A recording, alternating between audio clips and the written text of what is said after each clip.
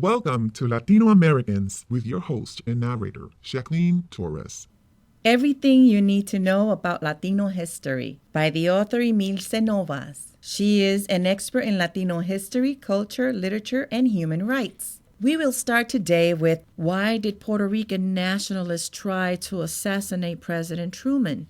While Commonwealth status afforded Puerto Rico the highest degree of political autonomy it had ever known, or at least had known since the days before the Spanish conquest, it also meant that the island was an unincorporated territory under the jurisdiction of the U.S. government and remains so to this day. Members of Pedro Albizu Campos' Puerto Rican Nationalist Party, which called for nothing short of complete independence from the United States, felt ignored by Luis Muñoz Marin and the Commonwealth partisans and disgruntled over Commonwealth status. In an effort to attract attention to their grievances, members of the party launched a terrorist attack on Blair House, the official state guest house of the President of the United States, on November 1st, 1950, with the aim of assassinating President Harry Truman. The president emerged unscathed from the incident, but one Secret Service agent lost his life, as did one of the assailants. Then, on March 1st, 1954, Puerto Rican nationalists Andrés Figueroa Cordero, Rafael Cancel Miranda, Irving Flores Rodriguez, and their leader, Lolita Lebrón, opened fire on legislators from the visitors' gallery of the U.S. House of Representatives, wounding 5 congressmen. One of them, Congressman Alvin M. Bentley, a Republican from Michigan, sustained near-fatal injuries. The 4 co-conspirators were sent to prison, and until President Carter pardoned all but Andrés Figueroa Cordero in 1979, they worked for Puerto Rican independence behind bars.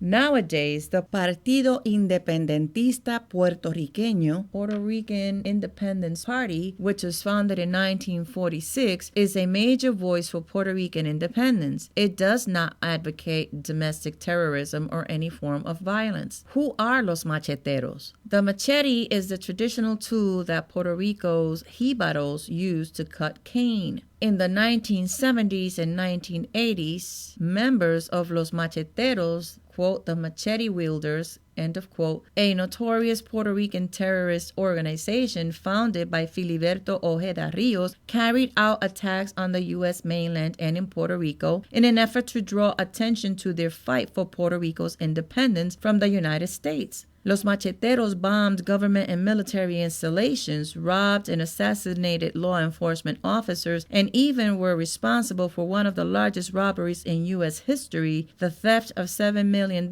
from a Wells Fargo depot in West Hartford, Connecticut on September 12, 1983. When angry protests over U.S. military training operations on Puerto Rico's Vieques Island erupted in April 1999 after a Puerto Rican civilian guard was killed on a U.S. military range by errant 500-pound bombs, Los Macheteros emerged from a decade underground to take up their cry for independence. On September 23, 2005, Ojeda Rios, who had been on the lam since jumping bail in 1990 while awaiting trial for the Wells Fargo arms robbery, died in a shootout with FBI agents in Hormigueros, Puerto Rico, outraging Puerto Ricans and causing many to speculate that his death might unify and bolster the splintered Puerto Rican independence movement. Is Puerto Rico still a commonwealth? Yes. But Puerto Ricans have been afforded numerous opportunities since the 1960s to change the island's status as a commonwealth in free association with the United States. Back in 1964, the United States, Puerto Rico Commission on the Status of Puerto Rico, decided that both Commonwealth status and statehood were viable options for Puerto Rico and that Puerto Ricans had to determine which way they wanted to go. In 1967, Luis Muñoz Marin, who favored Commonwealth status,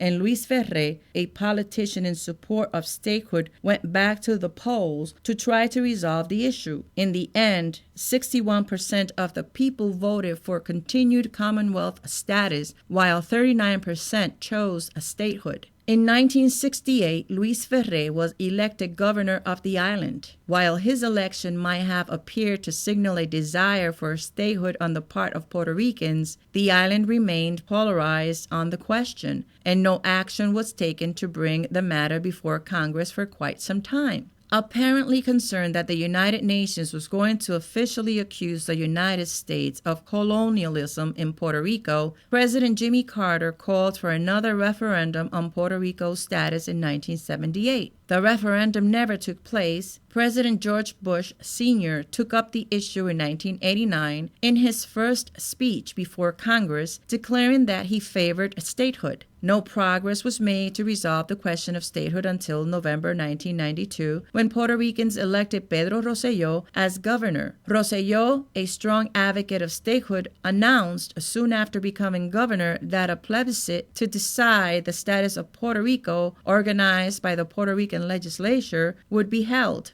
The three choices on the ballot were Commonwealth status, statehood, and independence. On November 14, 1993, the people of Puerto Rico went to the polls in unprecedented numbers. 48.6% voted to retain Commonwealth status, 46.3% selected statehood, and only 4.4% chose independence. It was a very close vote in which none of the options won an absolute majority, and thus it affirmed Puerto Rico's ambiguous relationship with the United States. The most recent non-binding referendum on the issue of statehood took place in 1998. As in the past, Puerto Ricans again voted to preserve the status quo, with 50.3% choosing the, quote, none of the above, end of quote, option, 46.5% statehood, 2.5% independence, and 0.1% Commonwealth. In 2004, Aníbal Acevedo Vilá, a supporter of Commonwealth status, became governor of Puerto Rico after defeating two-term Governor Pedro Rosselló at the polls,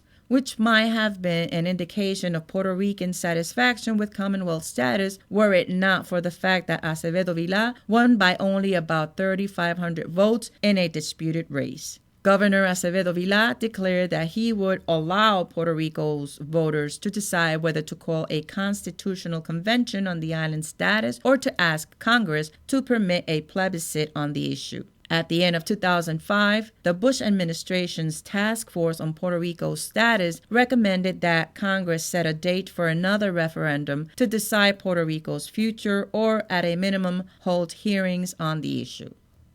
Thank you for listening to Latino Americans with your host and narrator, Jacqueline Torres.